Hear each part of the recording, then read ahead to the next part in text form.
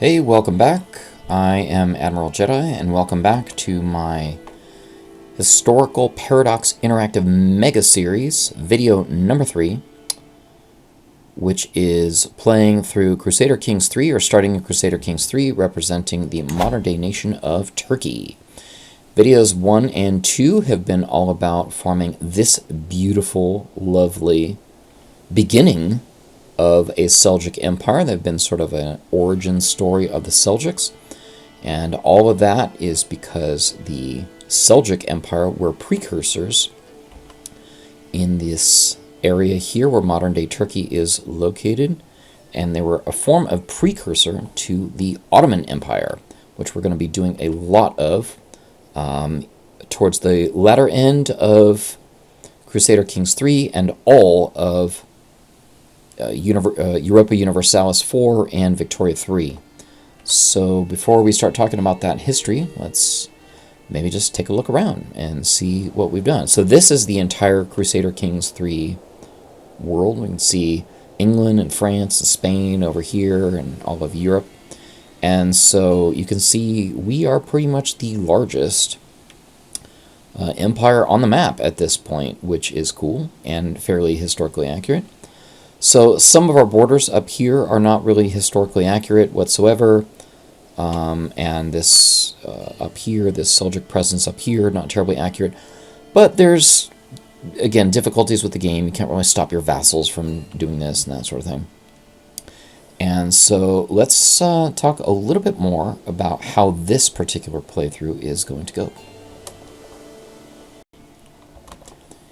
It's worth noting that we are ahead of schedule.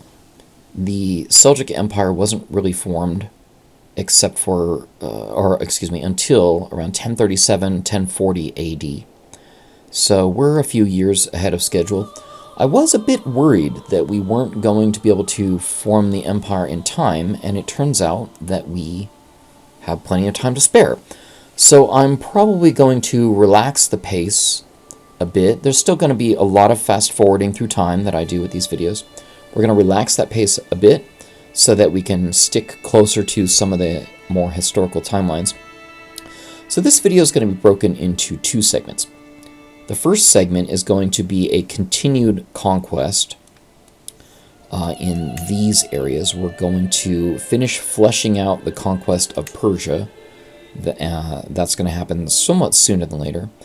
And then we're going to expand up into the northwest a bit, into this Daylam and a little bit of Armenia, because what will eventually happen by the end of this video is we will form the Sultanate of Rum, which is this area here. Historically speaking, this was formed by Suleiman in around, not in 1071, but it was around the 1071-1080 time frame, 40 years to go. And actually, it was formed independent of the Seljuk Empire. That it was, they swore some words of allegiance, so to speak, but it was not really a true vassalage. Something major that's going to hopefully happen is we will, as the Seljuk Empire, come into conflict with the Byzantine Empire in the year 1071 to fight the famous Battle of Manzikert, which is famous not because it was a massive destruction of the Byzantine Empire, but really was kind of the first chink in its armor, so to speak, where the whole world realized, like, oh, whoa, they can be taken down.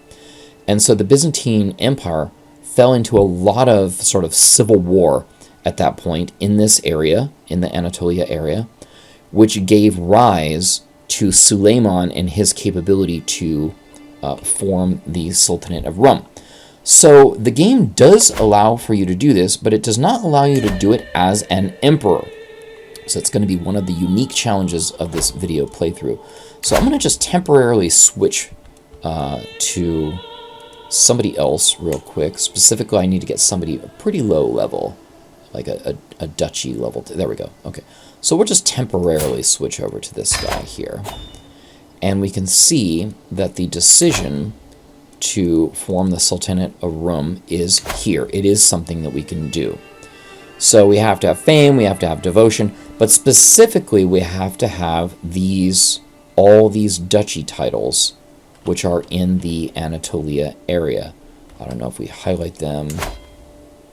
Well, anyway. Let me just turn on duchy titles. And you can see it a little bit better. Go back to that decision. Sultanate of Rum. There we go. And so you can see here, I'm not even going to try to pronounce some of these. Cappadocia, Carcianan, Paphlagonia. Okay, these. So we see here, here, here. Basically, like, occupy a fair amount of these areas. And when you do, you'll become independent. You'll get the Kingdom of Rum. And then the current emperor of the Seljuk Empire will basically get a claim on it. And I could have sworn it said you become a vassal of them. Perhaps not. Okay, good, because that would not be accurate if I became a vassal. So anyway, because I do not want to immediately start as this person, and we have some more work to do on the Seljuk Empire itself, we'll go ahead and switch back to my homie, the Seljuk Emperor. We're going to play as him for a little while longer. And you'll see, first of all, we do not have that decision. It does not exist because you have to be at... you can't be an emperor level to make it. So being independent of the Seljuk Empire, that is what happened.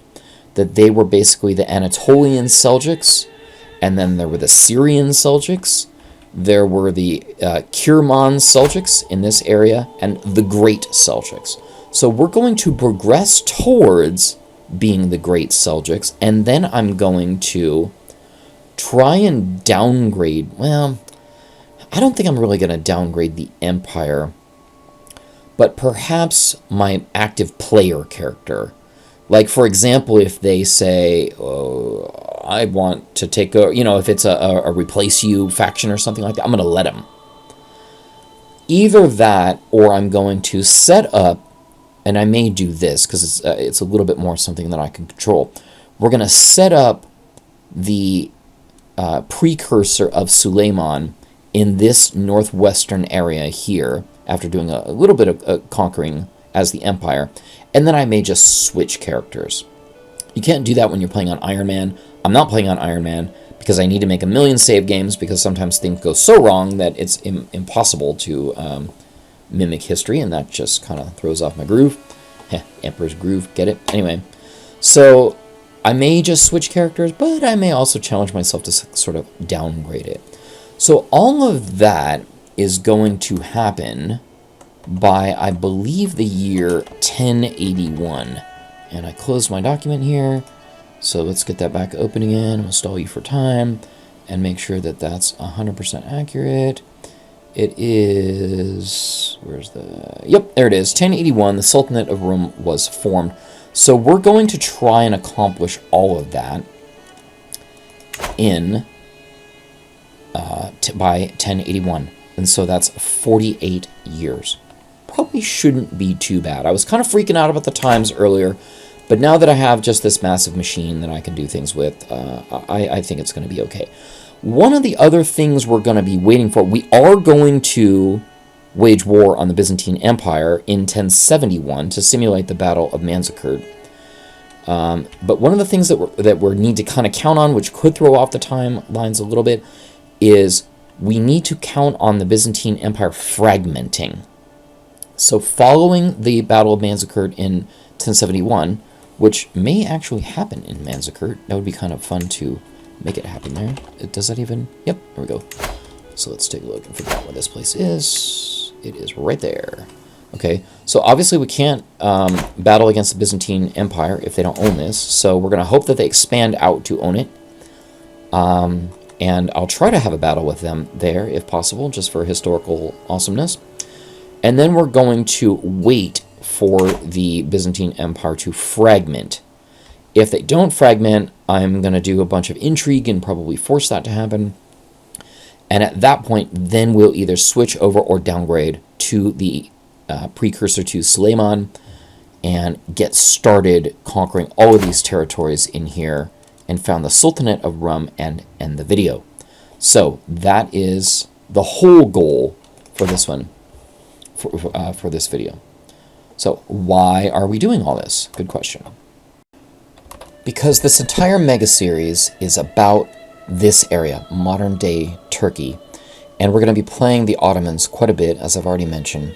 And the Ottomans really got their start in this area of Bithynia, which is here. Okay, so this is right there next to Constantinople, or Constantine, as it was known eventually. And so we're going to need to be in this area as the precursors of the Ottomans, of Osman, who was the person for whom the Ottoman Empire was named after, its founder, so to speak. And so we're much like we started this first series as an origin story of the Seljuks, migrating as Oghuz Turks all the way down into this area, we're going to then migrate into, by way of the Sultanate of Rum, the Anatolian area, and which the Sultanate of Rum will ultimately become fragmented, and we're going to start as, and find a way to start in this area of Bithynia as basically Osman. That's not going to happen until the 13th, 14th century, so we've got a long ways to go with that one, but we are going to be a lot more focused as time goes on this Anatolian area for those reasons. That's going to happen, like I said earlier, later in this video. We have some conquest to do in some other areas, but for the most part, it's going to be a lot. The first part of the video is going to be a lot about maintaining the empire through succession, conquering the remaining areas, and getting set up for the ancestor of Suleiman, or Suleiman himself, to make this northwestern push up into these areas, and then begin the conquering of the Anatolian areas. A couple of little cultural tidbits to bring in the year 1040 AD. It's around this time that the Seljuks start considering themselves as rulers and administrators, as opposed to just conquerors and nomads. And, up until this point, their main claim has been, hey, we were just really looking for land for our herds, and, we'd happy to work with you and all that sort of thing if you give us some land. So they have a lot of land, as you can see here. But at this point, I don't know, I'm sure the history books don't say this, but it's almost like they started looking around going like, we could do this, we could rule this place. And so a key element in ruling were bureaucratic and administrative positions, policies, all that sort of thing. So they appointed their first vizier in the year 1040. And so we're going to do that. We're going to appoint ourselves a vizier. The process for doing this in the game is not terribly transparent. You think it would give you one of these, like you could appoint a vizier, but it doesn't. And so instead, you go into your tax jurisdictions, and basically one of your homies here, you can just say, I want to appoint you as a vizier. And basically, he'll become what they call a diarch, or he'll run the country alongside you, which is a little scary, to be honest with you. But we're going to do it, just see how it goes. There are a bunch of things you can supposedly do for it. I've never done this before. You can squeeze them for gold, and you can make them, do all sorts of stuff. We'll figure it out here in a minute. So we're gonna appoint this guy as our vizier now. So he is sharing power with us. We should probably go find him someone decent to marry, so he can stick around. I'll do that a little bit more myself. Something related as well. We're gonna pick another dynasty legacy. I definitely can keep going down the warfare and bloodlines as long as I want to. Glory line, renowned name, I like that a lot. I do. But I also want to add this here. These, do I? Yeah, along the lines of, you know what, they're really considering themselves as true rulers. And I like this additional tax jurisdiction as well, even though we don't really need it right now. Well, so that being said, let's go ahead and give us something that we do need, which is a more renowned name. So I'm going to start adding these brilliance line a little bit sooner, or sooner than later. At this point, the extra tax jurisdiction I don't really even need. I've got 3 tax collectors, and really only 2 of them are busy. This guy's sitting around with us doing nothing. So anyway, that's really it. We're still conquering and vassalizing and all that sort of thing. Not terribly aggressively. Not going to start some aggressive secondary conquering until like the 1050s, 1060s. A couple more decades to go on that one. But you can see we're kind of pushing up here a little bit in the direction that we need to go to by 1071 for the Battle of Manzikert. So we're getting there. And I'm going to really just, again, force that. Somebody take these from me. I don't want them. Of course, the Mongols are going to come take them from me. Uh-oh, Mongolia. Anyway, haven't seen the Mongols yet. We're supposed to not see them until like the 1200s, so that's a ways away. We're at 1055 AD. And Mikhail just died. So played him for 22 years. There were some pretty good years.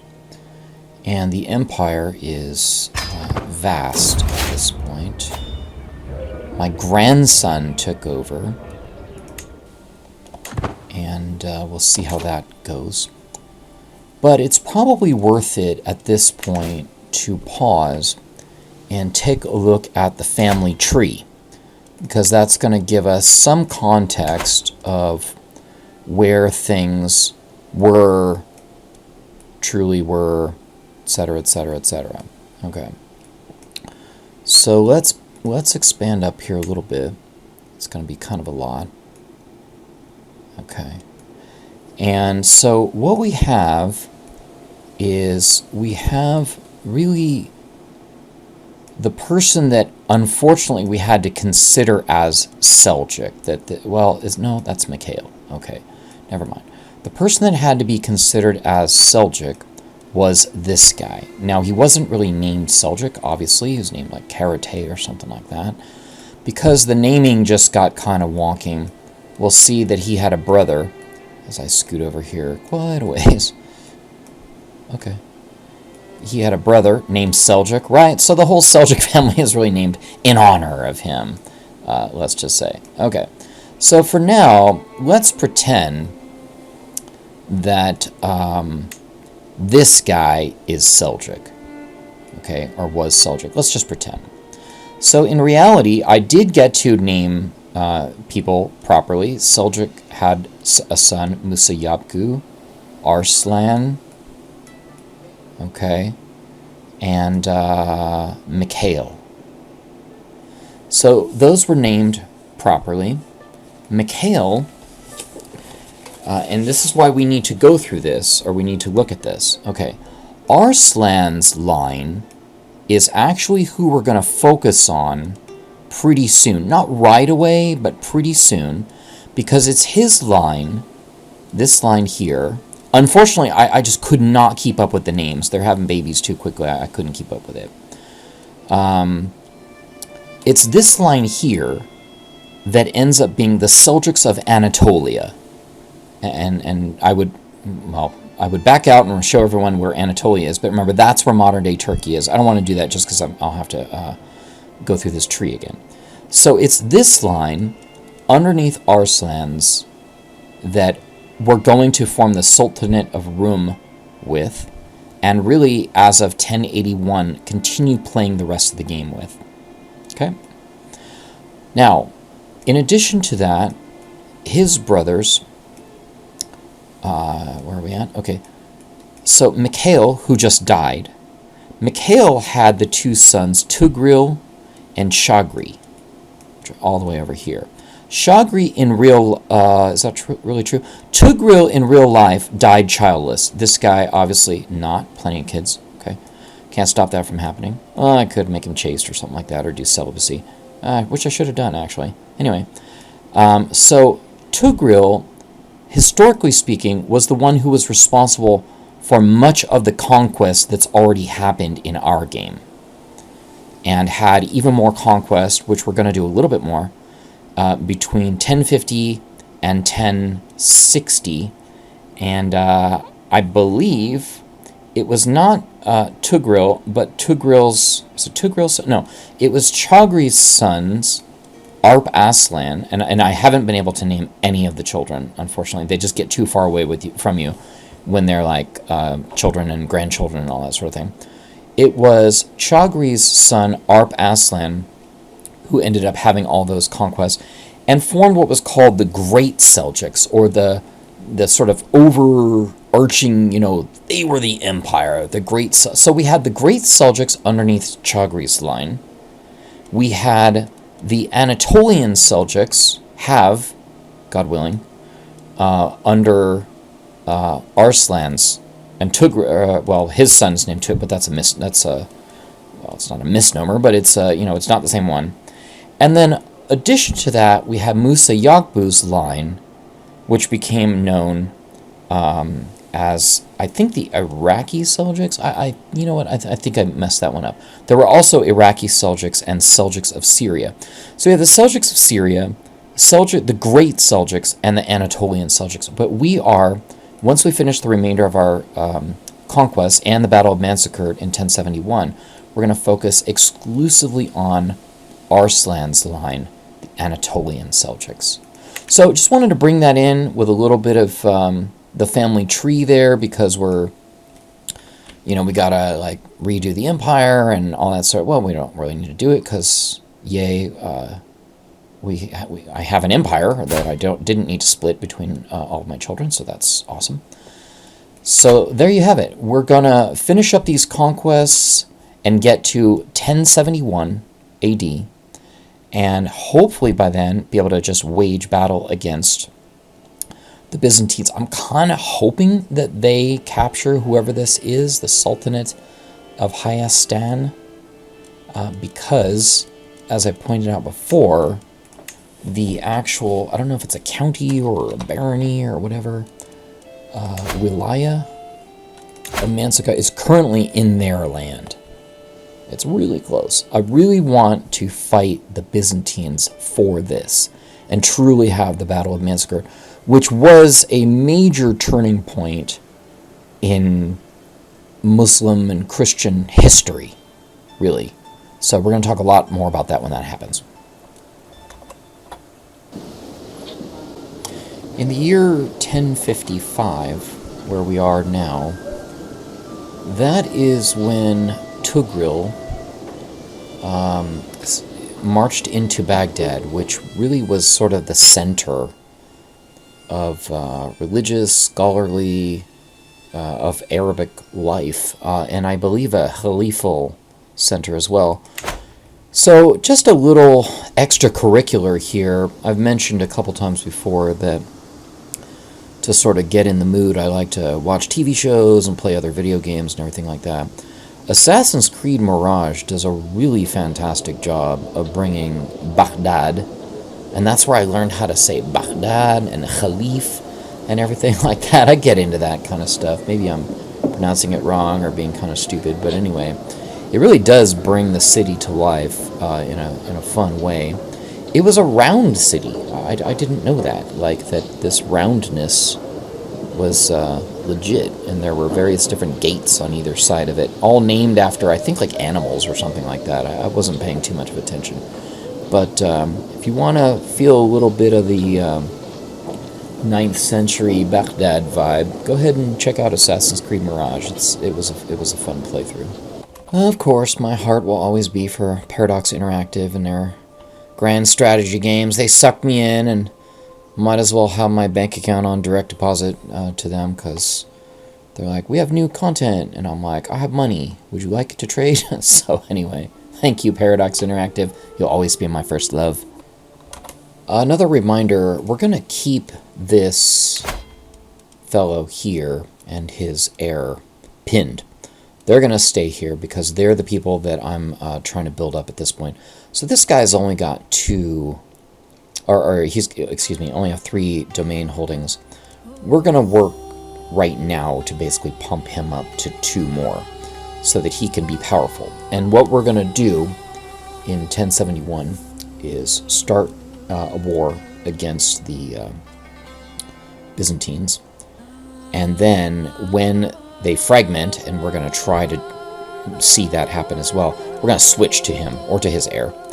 And basically, go there, because I'm going to need to build up his glory, his prestige, so that we can really conquer this whole Anatolian area and do what we need to do to form the Sultanate of Rum, which will be the end of this video. So we're going to be working on that basically for the rest of the time. I might jump in with a couple little cultural tidbits here and there if they come across. But other than that, we are probably just going to spend the next 16 years building this guy up and getting ready for war against the Byzantines.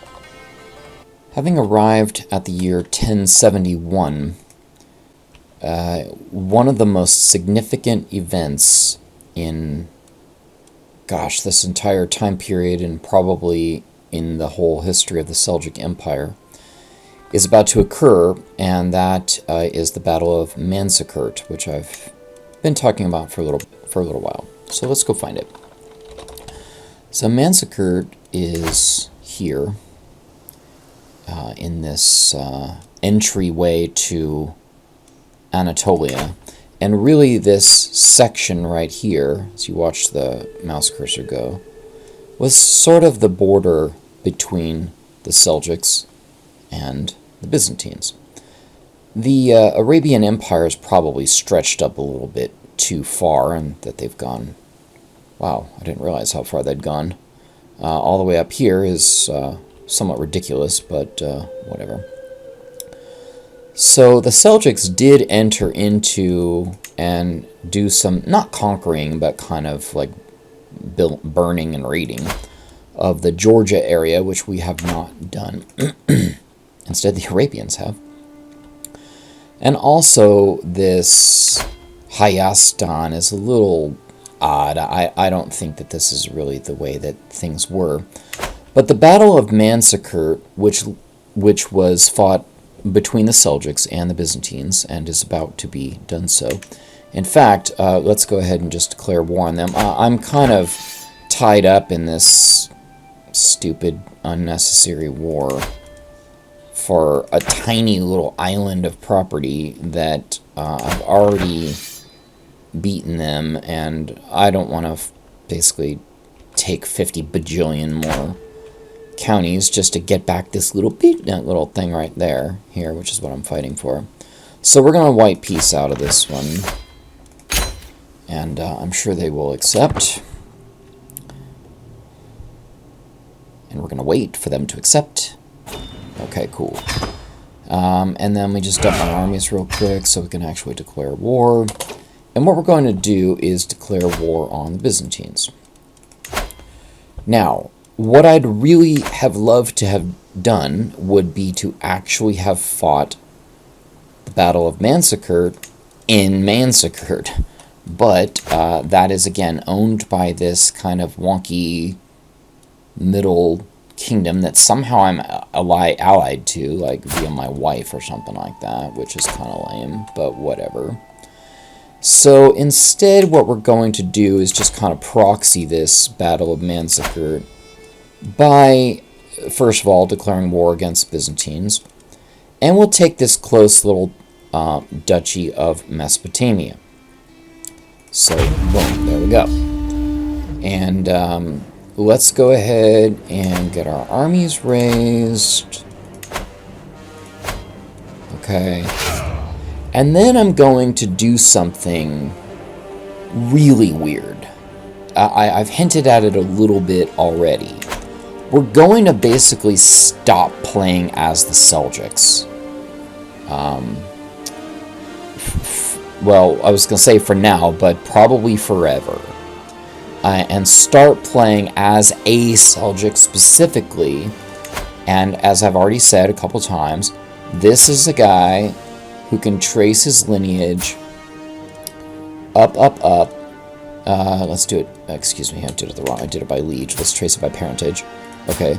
Who can trace his lineage up to Arslan, who was the sort of father of the Anatolian Seljuks. So we're going to start trying to become the Anatolian Seljuks. Now, I've set this guy up over time as best as I could, giving him all this land and, you know, all this glory and marrying him off to several women so he can please have more children. And he's doing all right. So we're going to switch over at this point. Pretty good temperament. So that's good. Got good skills. I like that. So we're going to switch over right now and play as him. Now, I've given him also the entire Duchy of Greater Armenia. So let's go ahead and just switch and get the right guy. Where's he at? Here. Is that you? No. Okay. Let's go down. There we go. Okay. So it's Atabeg Ilgazi Zik Gumas. Well, okay. House Seljuk. So we're still Seljuks. So we're going to consider this guy the father of the Anatolian Seljuks. And our goal with him is going to be, as I've said before, I'll say it again, to form the Sultanate of Rum. So the very first thing we're going to do is participate in our liege's conquest of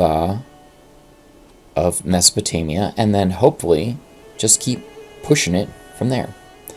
So before I pop off and start fighting, and again, a lot of that's not going to be on the video, a couple of really important things happen as a result of the victory at Manzikert. First of all, we should be able to win. I mean, it shouldn't be that difficult. And so two things happen. One is the defeat really for the Byzantines was a huge blow. It is probably one of several things, but one major, if not the major, thing that really began began or accelerated. I'm not a Byzantine expert at all, actually, so I'm kind of making some of this stuff up as I go, but it kind of really significantly contributed to the Byzantine downfall, because it's like this great, you know, inheritor of the Roman Empire was defeated by nothing but Turks, and so it was, you know, a huge blow for them economically, in terms of their prestige, militarily. And it really began this process of the Byzantine Empire shattering. That's really important thing number one. Important thing number two, which bears a special relevance for this game, is when the Turks gained possession of the Anatolia area, that was when the West went, the Muslims are coming. They're coming for us. That, and, you know, the Reconquista, I'm pretty sure, has already occurred, where Muslims were in the Iberian Peninsula and were pushed back. But it is what gave the Pope and the Christian leaders at the time this desire to begin the Crusades. So again, especially relevant for those of us who are playing Crusader Kings. And in fact, the Seljuks and the Anatolian Seljuks were significantly a part of the Crusades. We're not going to talk about that this video, but we are going to talk about it the next video, hopefully. Hopefully we will actually be a target of a crusade, which would be pretty cool. And but for now, there you have it. The Battle of Manzikert is underway, and I'm hoping for the best. Following that, well, you know, let me just check back in when it's over. We'll fast forward and check back in when it's over. All right, it's over. 24th of August, 1073. Again, I doubt that that's historically accurate. I mean, a battle usually wouldn't have lasted that long. And also facing a lot of logistical issues trying to swap in this guy as my new player. He's Sogdian as opposed to whatever my culture is, Turco-Persian. So I've got to, switch him over culture-wise.